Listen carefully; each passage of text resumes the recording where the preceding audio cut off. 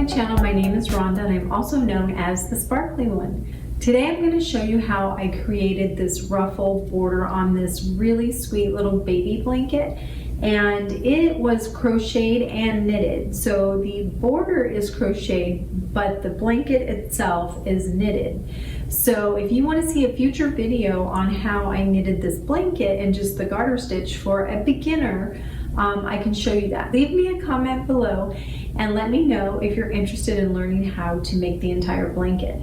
But for now, I'm just going to show you the ruffled border. So this border is really sweet because you can add it to any blanket or any project that you want.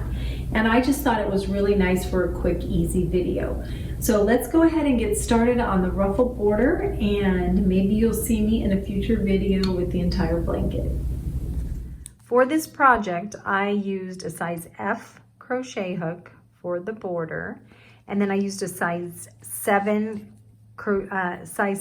knitting needles for the garter stitch.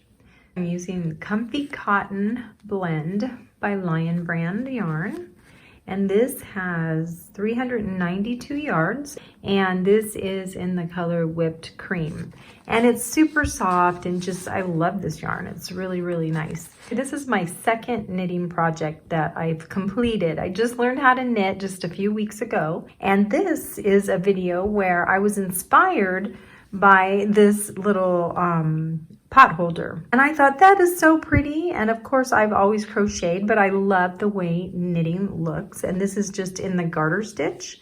And so I thought, well, why can't I make a baby blanket like that? So I decided to find the pattern and go ahead and make it, and I just love it. So this is the small pot holder that inspired me, and then here is the baby blanket. And I'm almost finished with it. I'm just working on a border, and the border I am making a crocheted border. So this is just the crochet here. So I did a half double crochet all the way around after I knitted the blanket. And look, I'm just a beginner, so some of these aren't the right size, but I thought I did pretty good for my first blanket. And I didn't block it or anything, otherwise it would probably look better. But I just did a half double crochet around the border with 2 double crochets, chain 1 in the corners. And then I did a chain 3 in the corner right here. As you can see, that's a little chain 3.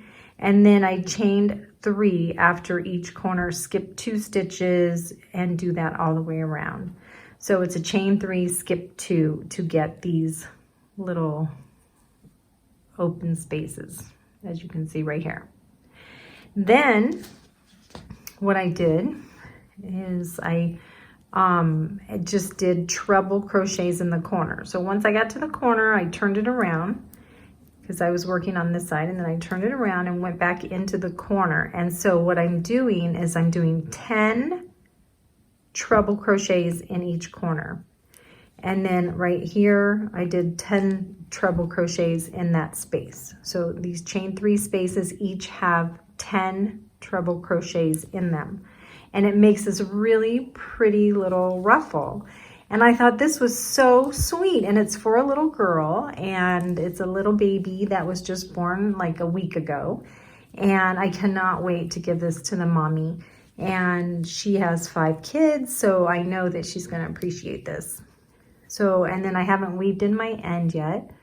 And look how pretty that is. That's the garter stitch. So let's go ahead. I'm just going to show you how to do this border. So you can do this on any blanket or anything that you want.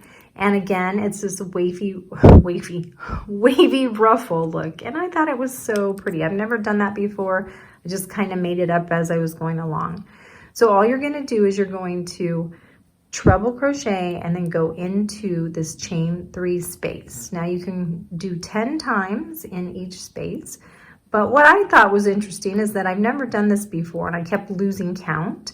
So instead of counting 1, 2, 3, 4 in that direction, I thought it was easier to count backwards.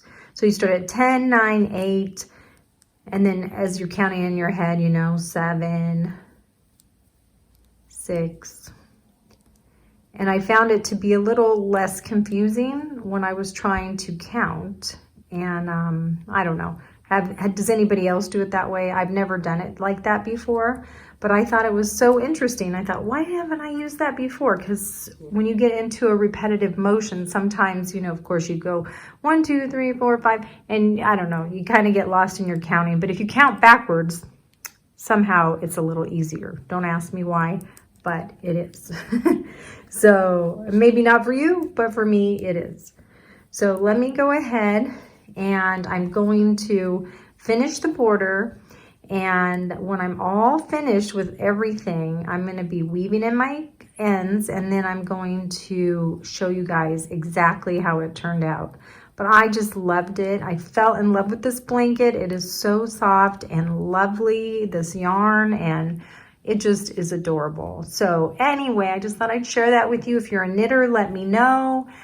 You could obviously do this in a crochet, you know, with any stitch that you want, and then use this border with a half double crochet all the way around, a chain 3 space, skip 2, and you'll have this adorable baby blanket. So let me know if you want me to do a tutorial. I can do that. This blanket took me a week to make. So just so you know, for me, crocheting is much quicker than knitting. So if you have a preference and you think knitting's faster, let me know, because I'd be kind of curious to know what everyone thinks. But I think a crochet and a knitted blanket combination makes for a beautiful, beautiful project. So let me know what you think. Leave me a comment and don't forget to subscribe to my channel. Talk to you later. Bye.